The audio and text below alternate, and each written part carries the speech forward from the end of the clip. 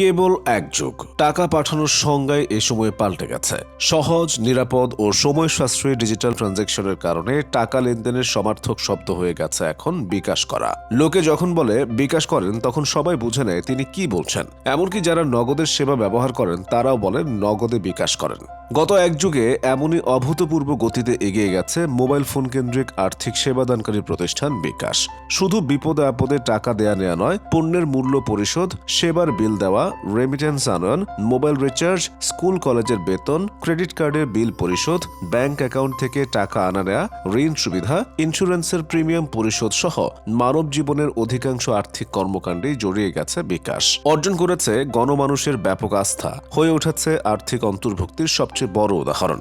মানুষের কত কাছাকাছি তারা পৌঁছে গেছে তা বোঝা যায় শুধু গ্রাহকদের পরিচয়। গ্রাহকদের 40%-এরও বেশি নারী, অর্থাৎ অর্থনীতিতে নারীর অংশগ্রহণ বাড়িয়ে দিয়েছে বিকাশ। ট্রেনের টিকিট কাটতে স্টেশনে যেতে হয় না আর, বাচ্চার স্কুলের বেতন দেয়া যায় ঘরে বসেই, পানি, বিদ্যুৎ, গ্যাসের বিল দিতে ধরতে হয় না ব্যাংকের লাইন, মাসিক সঞ্চয়, সরকারি পেনশন স্কিম এবং বিমার কিস্তিও জমা করা যায় বিকাশে। সরকারি উপবৃত্তি, আর্থিক সহায়তা বা ভাতা পরিশোধেও গুরুত্বপূর্ণ অবদান রাখছে বিকাশ। সরাসরি গ্রাহকের ফোনে চলে যায় টাকা, নেই দুর্নীতির সুযোগ, খোলা যায় সঞ্চয়ী হিসাবও, ব্যাংক এবং অন্য কোনো প্রতিষ্ঠানে যেতে হচ্ছে না, ঘরে বসেই টাকা জমা বা সঞ্চয়ের অঙ্ক দেখা যাচ্ছে। এখন আবার বিকাশ অ্যাপে মিলছে ঋণও। সিটি ব্যাংক এবং বিকাশ যৌথভাবে 2021 সালে শুরু করে এই সেবা। লাগে না কোনো জামানত, চাইতেই টাকা চলে আসে ফোনে। এখন পর্যন্ত গ্রাহকরা 300 কোটি টাকার মতো ঋণ নিয়ে ফেলেছেন। তবে শুরুটা কিন্তু সহজ ছিল না। 2011 সালে বাজারে আসে বিকাশ। একই বছর বিকাশের কিছুদিন আগে দেশের প্রথম মোবাইল ব্যাংকিং কোম্পানি হিসেবে নিবন্ধন সম্পূর্ণ করে ডাচ বাংলা ব্যাংকের রকেট। এরপরে আসে বিকাশ। বাজিমাত করে তারাই। ব্র্যাক ব্যাংক, যুক্তরাষ্ট্র ভিত্তিক মানি ইন মোশন এলএলসি, বিশ্ব ব্যাংক গ্রুপের অন্তর্গত ইন্টারন্যাশনাল ফাইন্যান্স কর্পোরেশন বা IFC, Bill and Melinda Gates foundation, Ant group এবং সফট ব্যাংক ভিশন ফান্ডের যৌথ মালিকানাধীন প্রতিষ্ঠান বিকাশ।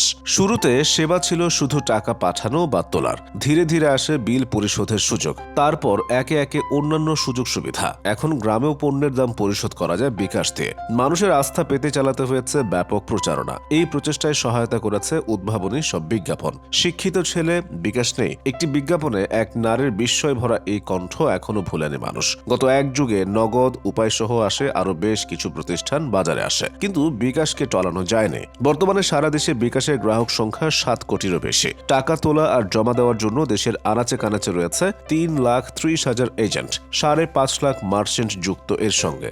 বিশ্বের 70টিরও বেশি দেশে টাকা পাঠানো যায় বিকাশের মাধ্যমে। বাৎসরিক রেমিটেন্সের পরিমাণ দাঁড়িয়েছে 4,000 কোটি টাকারও বেশি। বিকাশে রেজিস্ট্রেশন করা যায় বিশ্বের 12টি দেশ থেকে। বিকাশ এখন এমনই এক সেবা যেখানে ধনী গরিব, গ্রাম শহরের কোনো পার্থক্য নেই। লোকালয় থেকে বহু দূরে ইন্টারনেট না থাকলেও ব্যবহার করা যায় এই সেবা। গ্রাহকের সুবিধার জন্য দেশের প্রতিটি প্রান্তে এজেন্ট নেটওয়ার্ক তৈরি করেছে প্রতিষ্ঠানটি। এই হিসেবে বলা যায় কোনো ব্যাংকের চেয়ে কম নয় বিকাশের লেনদেন। এর জন্য গত এক যুগে দেশীয় ও আন্তর্জাতিক বহু স্বীকৃতি পেয়েছে বিকাশ। বিশ্বখ্যাত ফরচুন ম্যাগাজিনের বিশ্বসেরা 50 কোম্পানির তালিকায় এর স্থান 23 নম্বরে। ভোক্তা জরিপে 2019 সাল থেকে টানা দেশ সেরা ব্র্যান্ড হিসেবেও উঠে আসছে বিকাশ।